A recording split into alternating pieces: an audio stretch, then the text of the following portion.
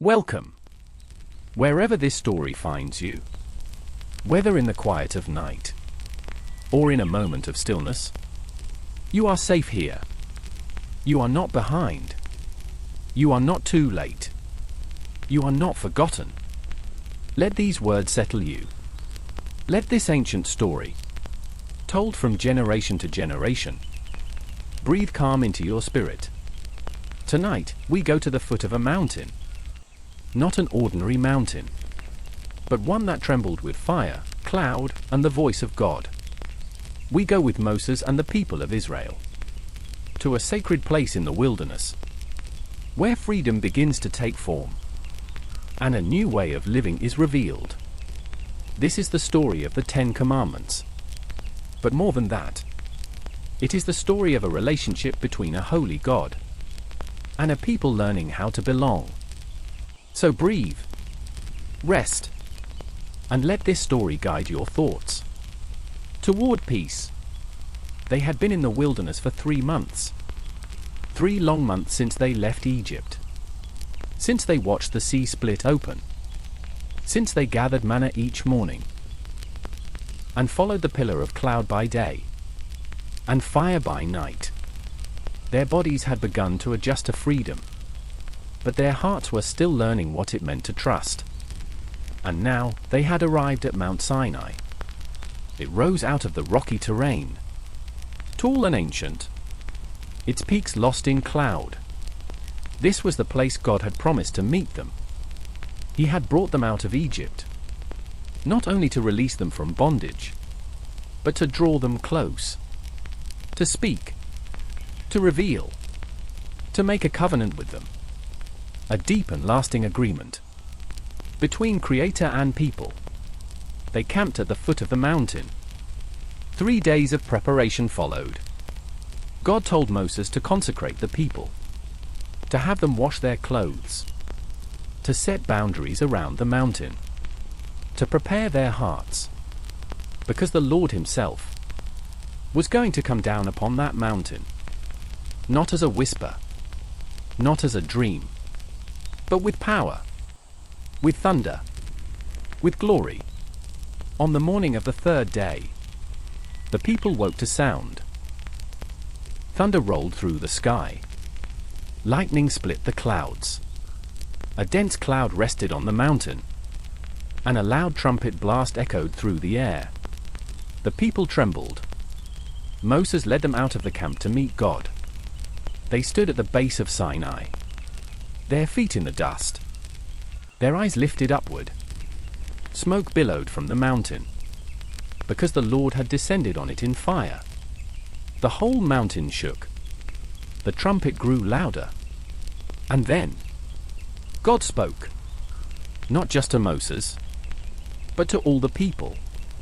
A voice, clear, powerful, unmistakable. Words that would shape the identity of a nation. Words that would echo through history. The air was thick with awe. Smoke covered the mountain. The earth trembled beneath their feet. The sound of the trumpet pulsed in their ears. But over all of it came something greater still. A voice. Not harsh. Not cruel. But mighty and clear. Full of authority, yet holy and good. And the first words were not a command, but a reminder of love. I am the Lord your God, who brought you out of Egypt, out of the land of slavery. Before He told them what to do, He told them who He was, and what He had done for them. This was not the voice of a tyrant. It was the voice of their deliverer. He had already rescued them. Now He would teach them how to live as free people. You shall have no other gods before me. Not because He was insecure, but because He was enough. The first command was a call to loyalty, not to a distant ruler, but to the one who had proven Himself faithful. He had led them through the sea. He had given them food from the sky. He had drawn near in power. This command was not a restriction. It was a protection. To put trust anywhere else would only lead them back into fear. God was saying, I will not share your heart with things that cannot save you. You are mine, and I am yours. You shall not make for yourself an image, in the form of anything in heaven above, or on the earth beneath, or in the waters below. You shall not bow down to them or worship them. The second command built on the first. God was invisible, not because he was absent, but because no image could ever capture his fullness. They had come from Egypt, a land of statues and idols. But this God was not like the gods of Egypt. He was alive, uncontainable, personal. To reduce him to wood or stone would only shrink their faith and distort the truth. He reminded them, I, the Lord your God, am a jealous God. Not jealous like people are, not envious, but deeply committed. He desired their undivided hearts, not because he needed them, but because they needed him. And then he said something strange and sobering.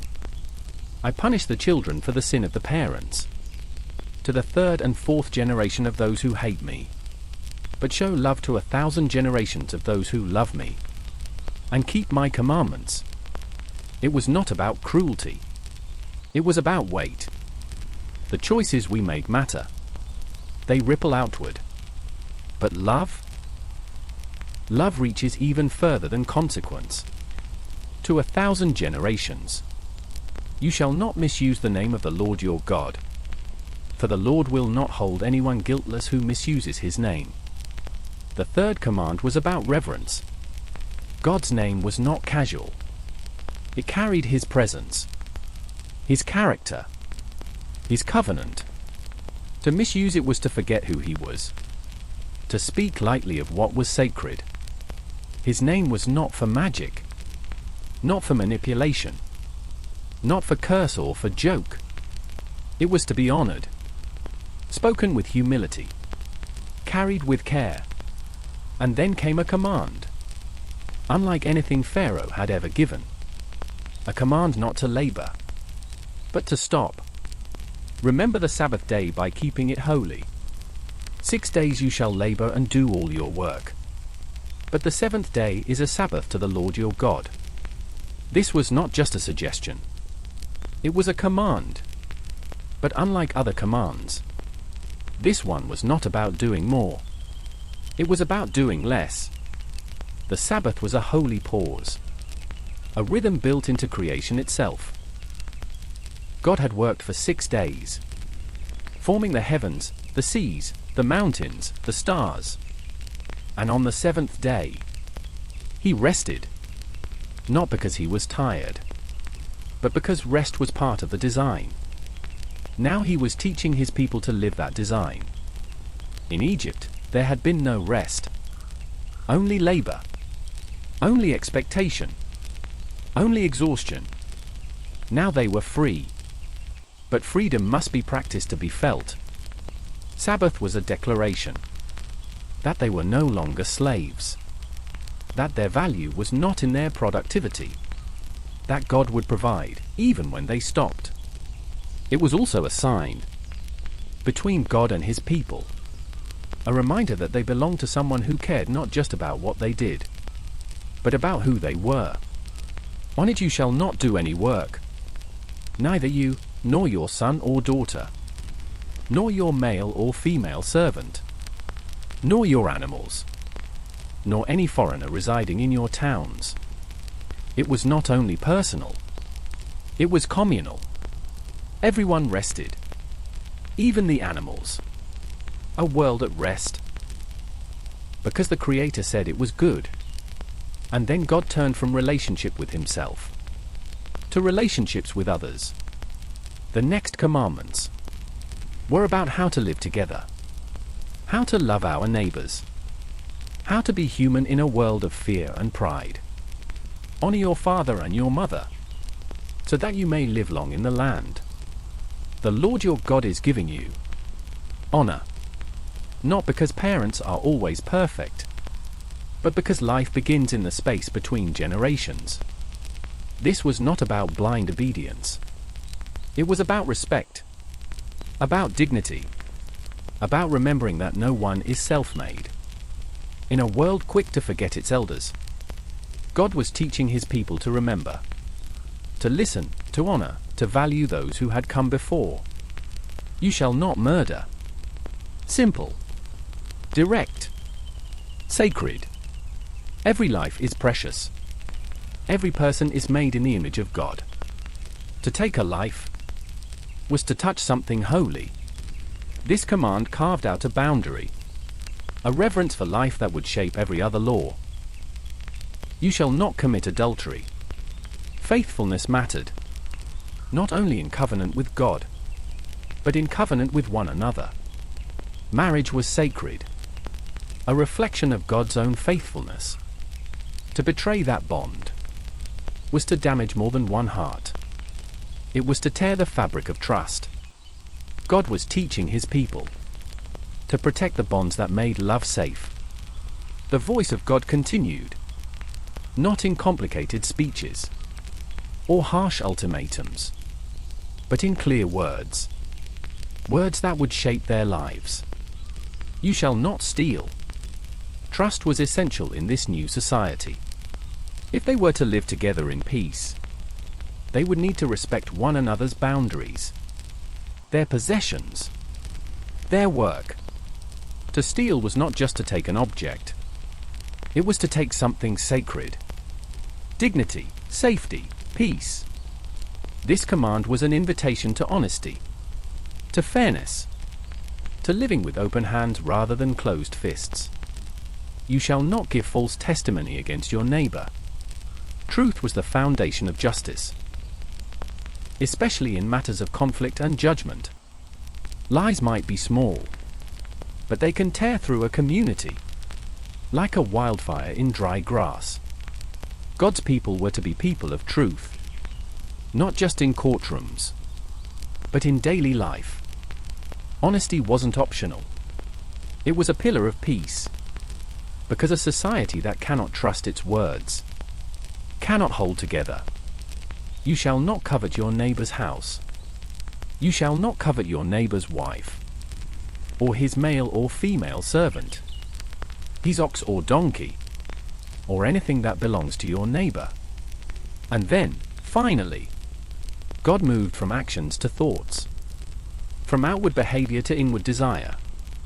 This was not about what they did, but what they wanted. The word covet meant more than simple wishing. It was craving, a restless wanting. That made peace impossible. God knew the human heart. He knew how easily we compare ourselves to others, how quickly we imagine that someone else's life would make us happier. But comparison is a thief. It steals joy from the present. It whispers lies about our worth. So God called his people to a better way. Be content. Be grateful. Celebrate what others have, without needing it for yourself. This command was not about restriction, but about freedom. The freedom to look at your life and say, it is enough. With that, the commandments were spoken. 10 words. 10 principles. 10 sacred boundaries. That would teach a new people how to live in peace with God and peace with one another. And as the last word rang out, the mountain still smoked. Thunder still rumbled in the distance. But something had changed. The people had heard the voice of the Lord. Not through Moses. Not in silence. They had heard him for themselves. And it was overwhelming. The mountain still trembled. The smoke still curled toward the sky. The sound of thunder echoed off the distant rocks. And the people stood frozen in place, hearts racing, eyes wide. They had heard the voice of God. Not a whisper in a dream, not a distant feeling, but an audible voice, clear and commanding. It was more than they expected, more than they could handle. They turned to Moses and said, Speak to us yourself and we will listen. But do not have God speak to us or we will die. Their fear was real. They had never stood in the presence of such holiness. Never felt so exposed, so seen. It was too much. They didn't know how to draw near to a God so powerful, so pure, so other. But Moses answered gently, "Do not be afraid. God has come to test you, so that the fear of God will be with you, to keep you from sinning." He wasn't there to crush them. He was there to shape them. Their fear was not meant to drive them away, but to draw them into deeper reverence. The kind that leads not to panic, but to wisdom. They had seen the signs. They had heard the words. And now they were being invited into something deeper. Not just a moment, but a relationship. Moses approached the thick darkness where God was. He went up the mountain again, into the cloud, into the mystery. And there, God continued to speak. What followed after the 10 Commandments was not more thunder, not more trembling, but instructions, detailed, thoughtful guidance about how to build an altar, how to worship, how to treat others with fairness. The God who had roared from the mountaintop was now speaking in quiet tones about ordinary things, because worship wasn't only for sacred places, it was also for everyday life. God was shaping them, not only as individuals, but as a community. He was giving them a way to live, a way to be set apart, not by violence or wealth or pride, but by justice, compassion, and faithfulness. The people had seen fire. They had heard thunder. They had trembled in the presence of holiness. But what would stay with them were not just the signs. It was the voice. A voice that spoke with clarity. A voice that spoke with love. A voice that, even now, calls to us. The commandments spoken at Sinai were not just laws. They were invitations. Not a checklist for perfection, but a pathway toward peace.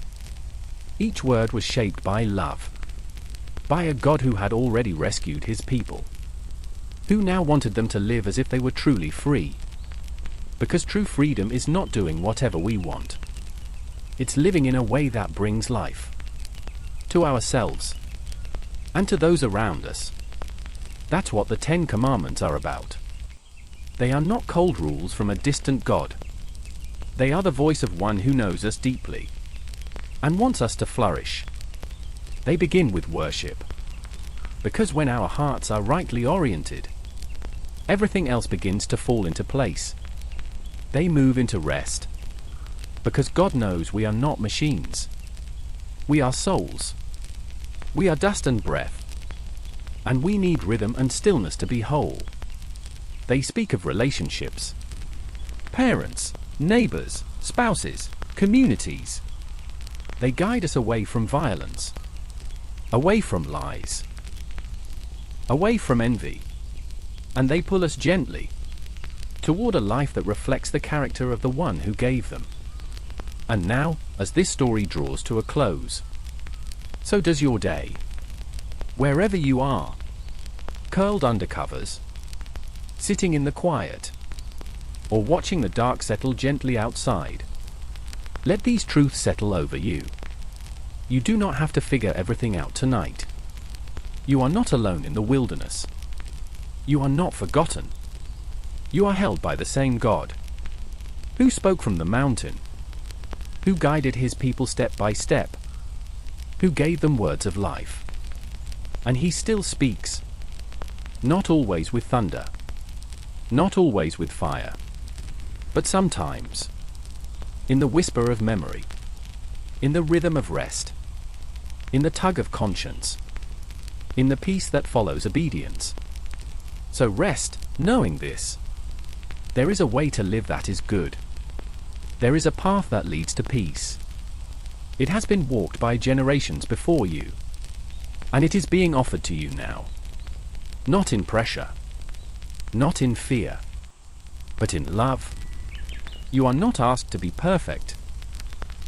Only willing. Only open. God will lead. He will guide. He will speak. And in His presence, you will find what your soul longs for most. Wholeness. Peace. Rest. Good night. And may your heart be still. Your thoughts be calm. And your spirit be reminded that you are walking with the one who gave the words at Sinai, and who still writes them gently on the hearts of those who listen.